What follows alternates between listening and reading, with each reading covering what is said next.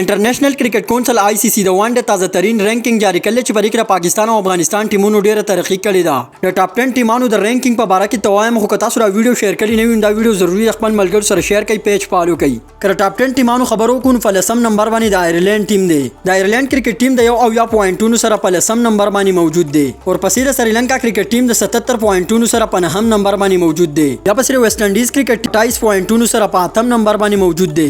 یا پسې ورپسې افغانستان کرکټ ټیم دی چې افغانستان کرکټ ټیم 115 پوینټونه دي. د افغانستان کرکټ لوبډاله د 115 پوینټونو سره په 1م نمبر باندې موجود دی. د بنگلاديش کرکټ ټیم د 120 پوینټونو سره په 4م نمبر باندې موجود دی.